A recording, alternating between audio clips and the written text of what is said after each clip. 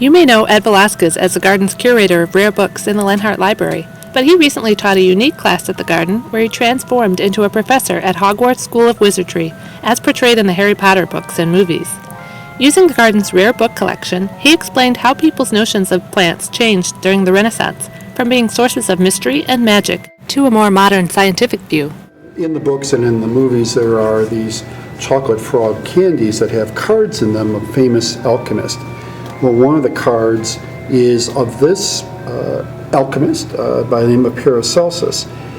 He lived in the early part of the 1500s. He died at the age of 48, and he was in some ways, he started a revolution. He was the person who said that we need to overthrow our notions of the humors, that these notions that our body is a balance of blood and phlegm and yellow and black bile. He said we have to get rid of that notion.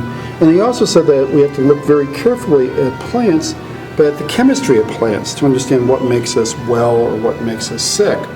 And so in some ways he's the first true modern pharmacist, the first true modern biochemist. Every illustration of Paracelsus always has him holding his sword, holding the pommel of his sword, because supposedly he had the elixir of life in the pommel of his sword. Part of the battle of these sort of Renaissance versus medieval notions of plants certainly goes back for some time, but here's a good example of some of those notions coming into print. This was a book written by Claude Duret. It was published in 1605 in Paris, and it's a book about zoophytes, that is, plants that are also animals. There are a couple of my favorites that are in this book, such as this wonderful tree that, depending on where it's planted, if its branches are over water, its fruit will make fish. If its branches are over land, the fruit will fall and make birds.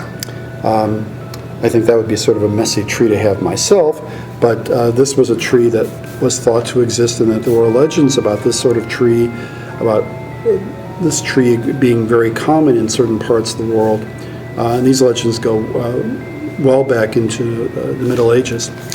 Probably one of the most famous zoophytes is the vegetable lamb of Tartar, a bush that makes a lamb as its essentially as its fruit. The lamb itself is quite vicious, so you can't approach it. You would have to shoot an arrow to knock it off its stalk there. And there were expeditions looking for this vegetable lamb well into the 19th century. Here's a mandrake that's shown to have its two genders, the female and male gender of a mandrake, for example, which is something that goes back to ancient times.